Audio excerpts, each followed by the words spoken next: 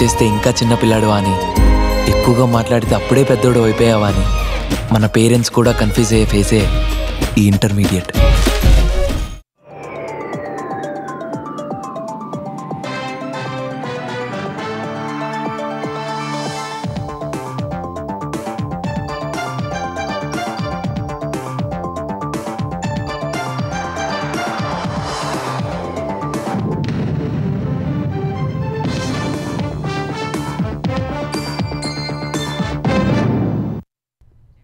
నమస్కారం, ETV news కి స్వాగతం. ముందుగా ముఖ్యాంశాలు. ప్రతీకార సుంకాల గడువును మరోసారి పొడిగించిన డొనాల్డ్ ట్రంప్. ఆగస్టు 1 వరకు వాయిదా. పన్నుల ప్రభావంతో పతనమైన అమెరికా స్టాక్ మార్కెట్లు. అమెరికా టెక్సాస్ లో కొనసాగుతున్న వరద బీభత్సం. 104కు చేరిన మృతుల సంఖ్య. 28 మంది చిన్నారులు మరణించినట్లు గుర్తింపు.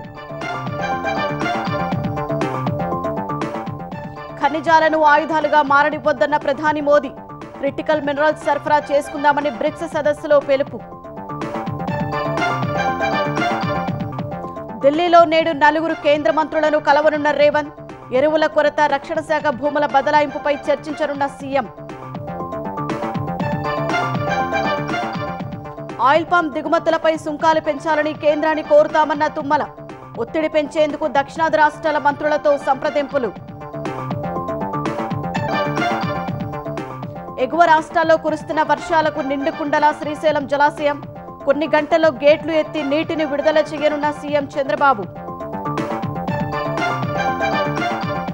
చిత్తూరులో రేపు మామిడి రైతులకు జగన్ పరామర్శ. వైసీపీ నిర్ణయంపై టీడీపీ మండిపాటు. సీఎంగా విస్మరించి ఇప్పుడు యాత్రలెందుకని ప్రశ్న.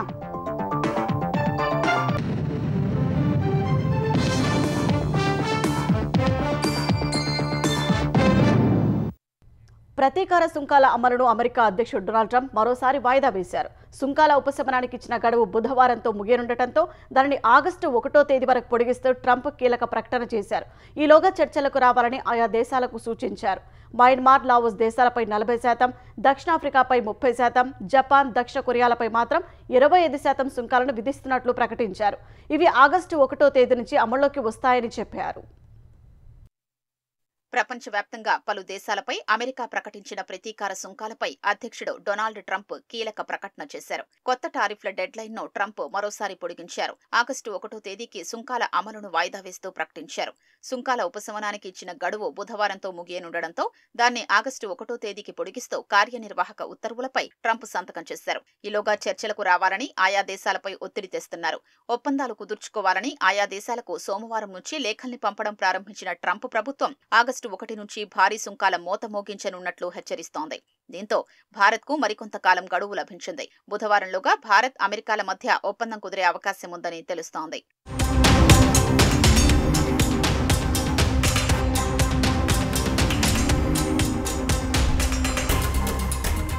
అటు ఆసియాలో తమకు అత్యంత కీలకమైన భాగస్వాములుగా ఉన్న జపాన్, దక్షిణ కొరియాలపై ట్రంప్ ప్రతీకార సుంకాల మోత మోగించారు. ఈ 2 దేశాలపై 25% సుంకాలను విధిస్తూ సోమవారం లేఖల్ని విడుదల చేశారు. ఈ సుంకాలు ఆగస్టు 1వ తేదీ నుంచి అమల్లోకి రానున్నాయి.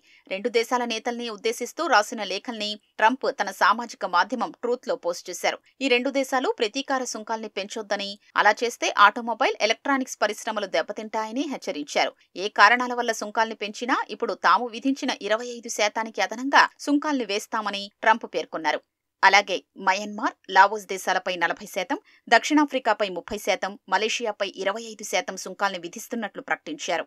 మిగిలిన దేశాలకు సుంకాల గడువును ఆగస్టు 1 వరకు పొడిగిస్తున్నట్లు వెల్లడించారు. ఈ ఏడాది ఏప్రిల్ 2వ తేదీన ట్రంప్ ప్రకటించిన ప్రతీకార సుంకాలతో ప్రపంచ ఆర్థిక వ్యవస్థ తీవ్ర ఇబ్బందులు ఎదుర్కొంది. దేశాల మధ్య వాణిజ్య యుద్ధాలకు దారితీసింది. ప్రపంచ స్టాక్ మార్కెట్లలో సంక్షోభం తలెత్తడంతో సుంకాల్ని 90 రోజుల పాటు ట్రంప్ వాయిదా వేశారు. ఈలోగా ఆయా దేశాలు ఒప్పందాలు కుదుర్చుకోవాలని సూచించారు. ఆ గడువు బుధవారంతో ముగియడంతో మరోసారి డెడ్ లైన్ ను ట్రంప్ సర్కార్ పొడిగించింది. అమెరికా టెక్సాస్ లో వరద బీభత్సం కారణంగా మరణించిన వారి సంఖ్య 100కి చేరింది. వరదల వల్ల ఇప్పటి వరకు 104 మంది మరణించినట్లు అధికారులు వెల్లడించారు.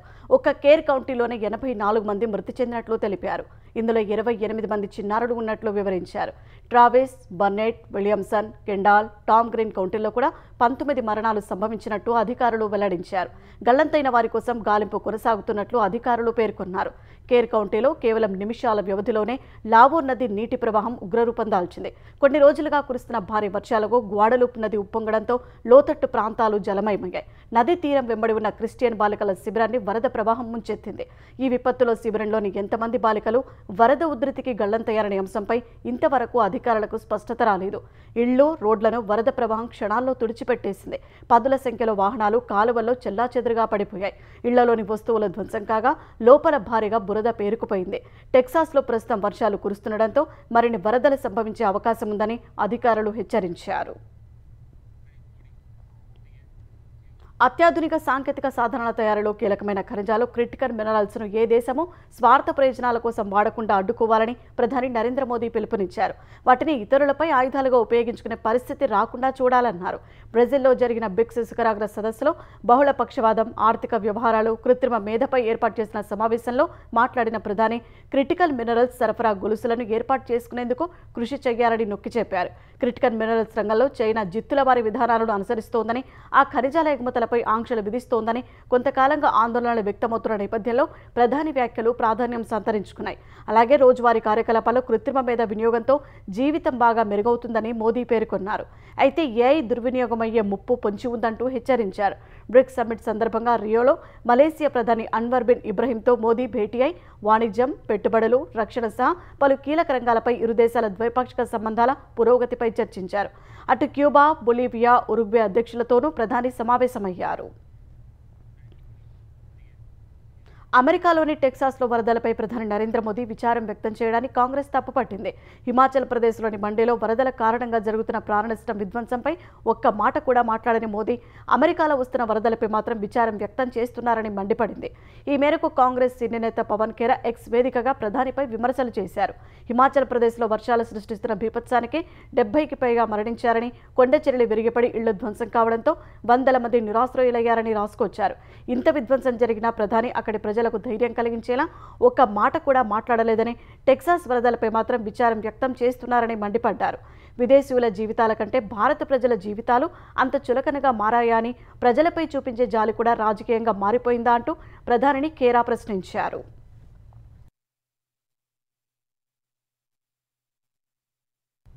ఢిల్లీ పర్యటనలో ఉన్న ముఖ్యమంత్రి రేవంత్ రెడ్డి నేడు పలువురు కేంద్ర మంత్రులను కలవనున్నారు.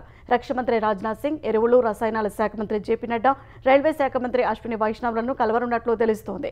రక్షణ శాఖ భూముల బదలాయింపు, తెలంగాణ ప్రభుత్వ అవసరాలకు వినియోగించుకునే విషయంలో జరుగుతున్న జాప్యంపై రాజ్నాథ్ సింగ్తో చర్చించనున్నారు. ఈ ఏడాది కేంద్రం నుంచి తెలంగాణకు కేటాయించిన ఎరువులు తక్కువగా ఉన్నాయని, మంజూరు చేసిన మొత్తం నుంచి కూడా సరఫరా తక్కువగా జరిగిందన్న విషయంపై జేపీ నడ్డాతో మాట్లాడనున్నారు. తెలంగాణలో రైల్వే ప్రాజెక్టులు వేగంగా పూర్తి చేయడం, కొత్త ప్రాజెక్టులు చేపట్టడం, కాజీపేట్ కోచ్ ఫ్యాక్టరీ నిర్మాణం వంటి అంశాలపై రైల్వే శాఖ మంత్రి అశ్విని వైష్ణవ్తో చర్చించే అవకాశం ఉంది. ఎగువ రాష్ట్రాల్లో కురుస్తున్న వర్షాల వల్ల కృష్ణమ్మ పరవళ్లు తొక్కుతోంది. ఫలితంగా శ్రీశైలం జలాశయం నిండుకుండలా మారింది. పూర్తిస్థాయి నీటి మట్టానికి చేరుకుండడంతో మరికొద్ది గంటల్లో ముఖ్యమంత్రి చంద్రబాబు చేతుల మీదుగా జలాశయం గేట్లు ఎత్తి నీటిని దిగువకు విడుదల చేయనున్నారు. ఉదయం తాడేపల్లి నుంచి హెలికాప్టర్లో బయలుదేరి 11 గంటలకు ముఖ్యమంత్రి చంద్రబాబు సున్నిపెంట చేరుకుంటారు. అక్కడి నుంచి రోడ్డు మార్గంలో శ్రీశైలం వెళ్తారు. బ్రహ్మరామ మల్లికార్జున స్వామివార్లను దర్శించుకుంటారు. అనంతరం శ్రీశైలం ప్రాజెక్టు వద్దకు చేరుకొని కృష్ణమ్మకు జలహారతి ఇచ్చిన తర్వాత గేట్లు ఎత్తనున్నారు. ఏపీలోని భూముల వివరాలు మరింత సులభంగా గుర్తించేలా వెబ్లాండ్లో ప్రభుత్వం మార్పులు చేస్తోంది.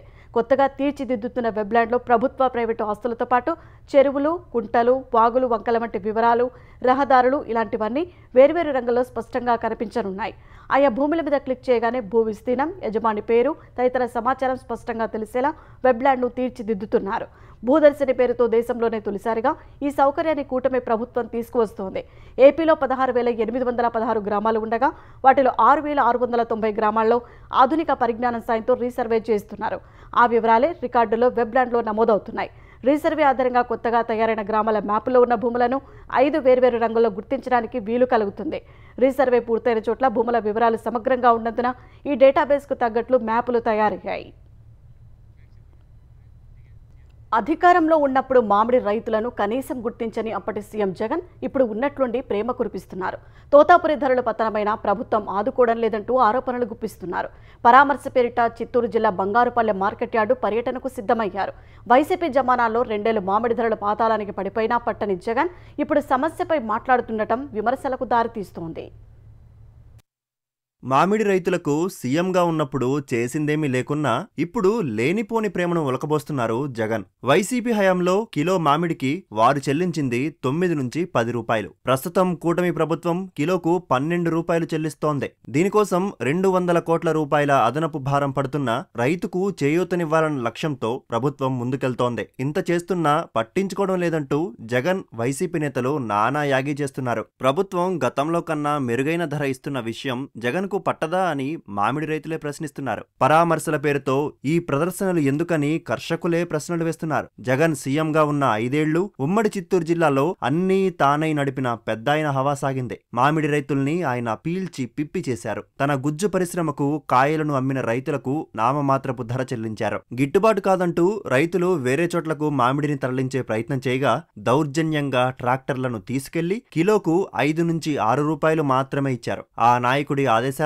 జిల్లాలోని మిగతా గుజ్జు పరిశ్రమల యాజమాన్యాలు ఒక్కటై కర్షకుల శ్రమను దోచుకున్నాయి. కలెక్టర్లు మద్దతు ధర ప్రకటించినా ఆ మేరకు ఎవరూ కొనలేదు. ఇప్పుడు మామిడి రైతు కోసం వస్తున్నానంటున్న జగన్ 5 ఏళ్ల పాటు సాగిన ఈ దోపిడీని ఎందుకు అరికట్టలేదని కర్షకులే ప్రశ్నిస్తున్నారు. పక్క రాష్ట్రాలైన తమిళనాడు, కర్ణాటక ప్రభుత్వాలు మామిడి రైతుల సమస్యపై కంటి తుడుపు చర్యలే తీసుకుంటున్నాయి. హెక్టార్కు 5 టన్నుల చొప్పున 2 హెక్టార్ల వరకే కొంటామని కర్ణాటక ప్రభుత్వం తేల్చి చెప్పింది. అది ఒక రైతుకు గరిష్టంగా 40,000 రూపాయలే ఇస్తామని, నెల రోజుల పాటే కొనుగోలు చేస్తామని షరతులు విధించింది. ఉమ్మడి చిత్తూరు జిల్లాలో రైతులు ఎంత పంటను తీసుకొచ్చినా కిలోకు 4 రూపాయలు అదనంగా చెల్లిస్తామని కూటమి ప్రభుత్వం ప్రకటించింది. చివరి కాయ వరకు కొంటామని అధికారులు హామీ ఇచ్చారు. ఇలా ప్రభుత్వం పకడ్బందీగా వ్యవహరిస్తూ రైతులకు మేలు చేస్తున్నా జగన్ ఓర్వలేకనే విమర్శలకు దిగుతున్నారన్న విమర్శలు వెల్లువెత్తుతున్నాయి.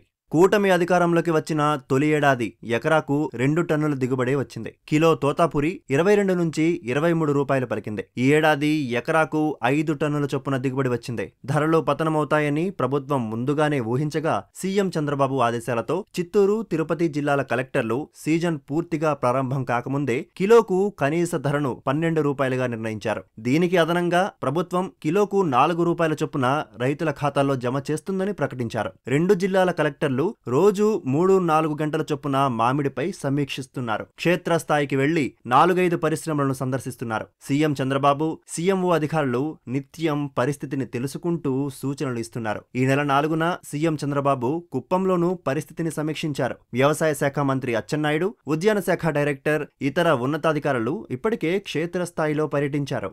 వైసీపీ హయాంలో 2021-2023 సీజన్లలో తోతాపురి మామిడి ధరలు పాతాళానికి పడిపోయాయి. 2021 జూన్లో గుజ్జు పరిశ్రమలు కిలో 6 నుంచి 7 రూపాయలకే కొనుగోలు చేశాయి. 2023లో అధికారులు కిలోకు ధరను 19 రూపాయలుగా నిర్ణయించగా గుజ్జు పరిశ్రమల యాజమాన్యాలు 12 నుంచి 14 రూపాయలకే కొన్నాయి. చివరికి అధికారులు కిలోకు 15 రూపాయల 50 పైసలుగా కనీస ధర ప్రకటించినా యాజమాన్యాలు పట్టించుకోలేదు. 9 నుంచి 10 రూపాయలకే కొన్నాయి. ఆ 2 సీజన్లలో ఎకరాకు సరాసరి 2.48 నుంచి 2.5 టన్నుల దిగుబడి వచ్చింది. ఇంతలా ధరలు, దిగుబడులు పతనమైన జగన్ ఏనాడు జోక్యం చేసుకోలేదు. అన్నదాతలకు కిలోకు రూపాయి కూడా అదనంగా చెల్లించిన పాపాన పోలేదు. ఇప్పుడేమో కూటమి సర్కారును విమర్శిస్తున్నారు. రైతులు నష్టాలతో దెబ్బతింటున్నా ప్రభుత్వంలో చలనం లేదంటూ పరామర్శ యాత్రకు సిద్ధమయ్యారు. మామిడి రైతుల సమస్యల పరిష్కారంపై ప్రభుత్వం చిత్తశుద్ధితో ఉందని ఆంధ్రప్రదేశ్ రవాణా శాఖ మంత్రి మండిపల్లి రాంప్రసాద్ అన్నారు. రాయచోటులోని తన క్యాంపు కార్యాలయంలో జరిగిన విలేకరుల సమావేశంలో మాట్లాడిన ఆయన చరిత్రలో ఎన్నడూ లేని విధంగా మామిడి పంటకు మద్దతు ధర ప్రకటించామన్నారు. అధికారంలో ఉన్నప్పుడు ఏనాడు రైతు సమస్యలను పట్టించుకొని జగన్ నేడు రైతన్నల కోసం ముసలి కన్నీరు కారుస్తున్నారని మండిపడ్డారు. జగన్ పరామర్శ రాజకీయాల పేరుతో ప్రభుత్వంపై రాళ్లు వేసేందుకు యత్నిస్తున్నారని మంత్రి ఆరోపించారు. ప్రభుత్వం మామిడి రైతులకు చేయూతగా ఉండే విధంగా ఈరోజు పని చేస్తా ఉంది. ఈరోజు జగన్మోహన్ రెడ్డి గారికి అడుగుతున్నాం, 6.5 మెట్రిక్ టన్నుల ఉత్పత్తి అయిందా లేదా అంటున్నాం ఈ 3 జిల్లాల్లో. దాన్ని 50,000 మంది రైతులకు ఈ ప్రభుత్వం చేయూతనిచ్చి వారి దగ్గర ఉన్న మామిడి పంటను కొనిందా లేదా అని అడుగుతున్నాం. ఇవన్నీ సెన్సస్ తీయండి. తీసిన తర్వాత నీతి నిజాయితీగా మీరు ప్రజావేదికపైకి వచ్చి మా ప్రభుత్వం చేసిన తప్ప మంచిదన్ను మాట్లాడే శక్తి నీకుందా అని అడుగుతున్నాం. తోతాపురి మామిడి కొనుగోళ్లు ఆంధ్రప్రదేశ్ ప్రభుత్వం ఆదేశాలతో వేగంగా జరుగుతున్నాయి. ఇప్పటి వరకు 3,33,028 మెట్రిక్ టన్నుల మామిడి కొనుగోలు జరిగింది. చిత్తూరు జిల్లాలో 7,032 మెట్రిక్ టన్నులు, తిరుపతిలో 1,511 మెట్రిక్ టన్నులు, అన్నమయ్య జిల్లాలో 187 మెట్రిక్ టన్నుల మామిడి కొనుగోలు జరిగిందని ప్రభుత్వ వర్గాలు వెల్లడించాయి. ర్యాంపులో మండీల ద్వారా ఈ 3 జిల్లాల్లో ఇప్పటి వరకు 84,286 మెట్రిక్ టన్నుల మామిడి ఇతర రాష్ట్రాలకు విక్రయం జరిగింది.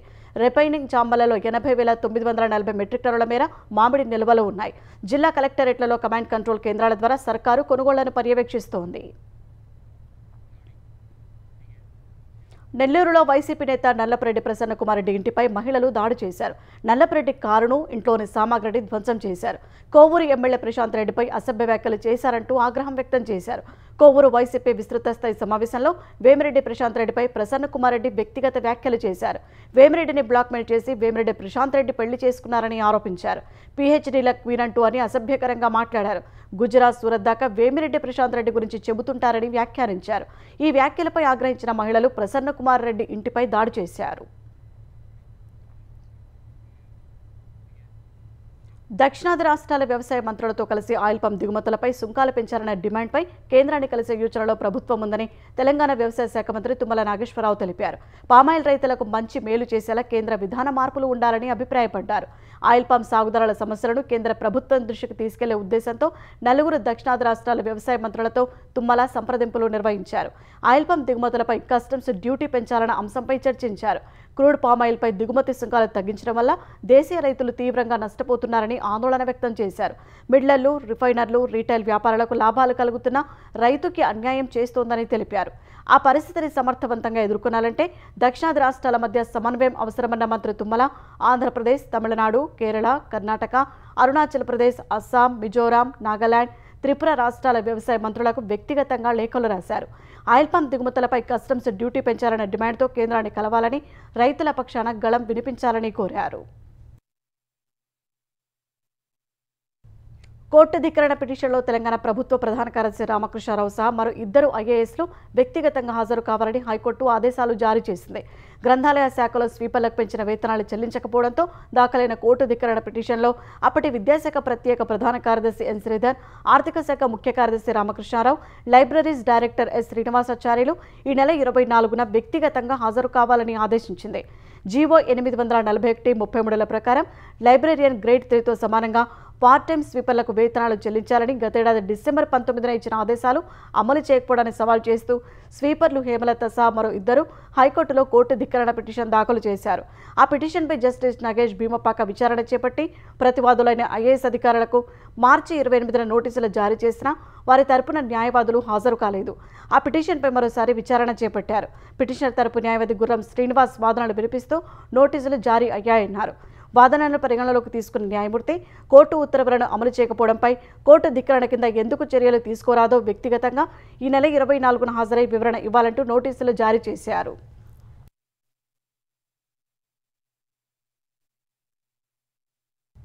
సంగారెడ్డి జిల్లా బండ్లగూడ పరిధి బాలాజీనగర్లోని ఇంట్లో యువతి అనుమానాస్పద మృతి కలకలం రేపింది. అక్కడే తీవ్ర గాయాలతో పడి ఉన్న ప్రవీణ్ను చికిత్స నిమిత్తం బీరంగూడ ఆసుపత్రికి తరలించారు. విజయనగరం జిల్లా రామభద్రాపురం మండలం గదిరియాన వలసకు చెందిన శ్రీనివాస్ కుటుంబం 8 ఏళ్ల క్రితం వచ్చి నివాసం ఉంటోంది. డిగ్రీ చదువుతున్న కూతురు రమ్య, ప్రవీణ్ కొంతకాలంగా ప్రేమించుకుంటున్నారు. వీరిద్దరి కులాలు వేర్వేరు కావడంతో యువతి కుటుంబ సభ్యులు ఒప్పుకోలేదు. కొంతకాలంగా గొడవలు జరుగుతున్నాయి. తాజాగా వేరే యువకుడికిచ్చి పెళ్లి చేసేందుకు యువతి తల్లిదండ్రులు సిద్ధమయ్యారు. కళాశాలకు వెళ్తారని చెప్పిన రమ్య ఎంతకీ ఫోన్ ఎత్తకపోయేసరికి అనుమానం వచ్చి ఇంట్లో చూడగా ఇద్దరూ రక్తమడుగులో మంచం మీద పడి ఉన్నారు. యువతి అక్కడికక్కడే మృతి చెందగా యువకుడు తీవ్ర గాయాలతో ఆసుపత్రిలో చికిత్స పొందుతున్నాడు. క్లూజ్ బృందం సాయంతో వివరాలు సేకరించి పోలీసులు దర్యాప్తు చేస్తున్నారు. ఆంధ్రప్రదేశ్ సచివాలయంలో భద్రతా పరంగా కట్టుదిట్టమైన చర్యలకు ప్రభుత్వం ఉపక్రమించింది. అనధికారికంగా ఎవరి లోపలికి అడుగు పెట్టకుండా చర్యలు తీసుకుంటోంది. సచివాలయం లోనికి వచ్చే వాహనాలను ఇకపై సమగ్రంగా తనిఖీ చేసే వ్యవస్థను అందుబాటులోకి తెస్తున్నారు. ఉద్యోగులు, ప్రజల వాహనాలను స్కానింగ్ చేసే వ్యవస్థను తీసుకువస్తున్నారు. దీనికోసం బూమ్ వారియల్స్ అనే వ్యవస్థ ఏర్పాటు చేస్తున్నారు. ఈ విధానంలో సచివాలయ ఉద్యోగుల కార్లు, ద్విచక్ర వాహనాల వివరాలను రవాణా శాఖ వెబ్సైట్ నుంచి తీసుకొని ఫాస్టాగ్ తరహాలో RFIDతో పనిచేసేలా శాశ్వత ప్రాతిపదికన స్టిక్కర్ జారీ చేస్తారు. చక్కెరున్న వాహనాన్ని లోపలికి అనుమతిస్తారు. వీటి ద్వారానే రాకపోకలు సాగించాల్సి ఉంటుంది. పేరొందిన ఎంఎన్సీ సంస్థలు హై సెక్యూరిటీ జోన్లో ఉండే ప్రభుత్వ కార్యాలయాల్లో ఈ తరహా వ్యవస్థను అమలు చేస్తుండగా ఇకపై వెలగపూడి సచివాలయంలోనూ అమలు చేయనున్నారు. కాళేశ్వరం ఆనకట్టలకు సంబంధించిన అంశాలపై జస్టిస్ పీసీ ఘోష్ కమిషన్ ఈ నెలలోనే తెలంగాణ ప్రభుత్వానికి నివేదిక సమర్పించనుంది. ఇప్పటికే విచారణ ప్రక్రియ పూర్తి చేసిన కమిషన్ 115 మందిని క్రాస్ ఎగ్జామినేషన్ చేసి సాక్ష్యాలు నమోదు చేసింది. ఎన్డీఎస్ఏ, విజిలెన్స్ కాగ్ నివేదికలోని అంశాలను పరిగణలోకి తీసుకుంది. మేడిగడ్డ, అన్నారం, సుందిల ఆనకట్టల నిర్మాణానికి మంత్రివర్గ అనుమతి ఉందా లేదా అన్న వివరాలు సహా అన్ని అంశాలపై తెలంగాణ ప్రభుత్వం ఇటీవలే కమిషన్కు వివరాలు సమర్పించింది. వాటిని కమిషన్ ప్రస్తుతం పరిశీలిస్తోంది. అన్ని అంశాలను పరిగణలోకి తీసుకుని జస్టిస్ పీసీ ఘోష్ నివేదిక సిద్ధం చేస్తున్నారు. ఈ ప్రక్రియ తుది దశకు చేరుకున్నట్టు తెలుస్తోంది.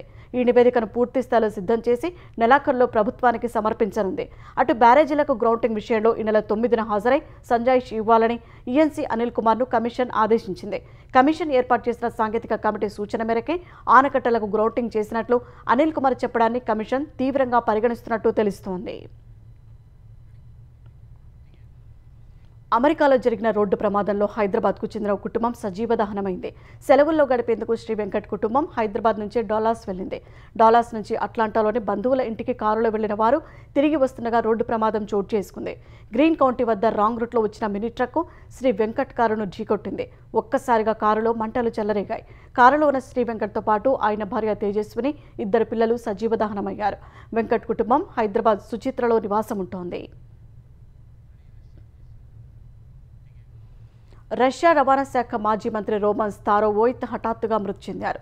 రష్యా అధ్యక్షుడు పుతిన్ ఆయన పదవి నుంచి తొలగించిన గంటల వ్యవధిలోనే రోమన్ మరణించడం కలకలం రేపింది. అయితే ఆయన ఆత్మహత్య చేసుకున్నట్లు స్థానిక వార్తా సంస్థలను ఉటంకిస్తూ అంతర్జాతీయ మీడియాలో కథనాలు వచ్చాయి. తనను తాను కాల్చుకున్నారని, కారులో ఆయన మృతదేహం లభ్యమైనట్లు ప్రాథమిక దర్యాప్తులో తేలింది. గత వారాంతంలో ఉక్రెయిన్ దాడుల ముప్పు కారణంగా రష్యాలో వందలాది విమానాలు నిలిచిపోయాయి. రద్దీగా ఉండే సెలవుల సమయం కావడంతో ప్రయాణాల విషయంలో తీవ్ర గందరగోళం ఏర్పడింది. ఈ పరిణామాల మధ్య రోమన్ను తొలగిస్తూ పుతిన్ ఉత్తర్వులు జారీ చేశారు. ఆయన స్థానంలో ఆంద్రే నికితిన్ను రవాణా శాఖ మంత్రిగా నియమించారు. ఈ క్రమంలోనే మాస్కో శివారులో రోమన్ విగతజీవిగా కనిపించడం సంచలనం రేపింది. ఈ ఘటన రష్యా రాజకీయ వర్గాల్లో తీవ్ర చర్చనీయాంశంగా మారింది.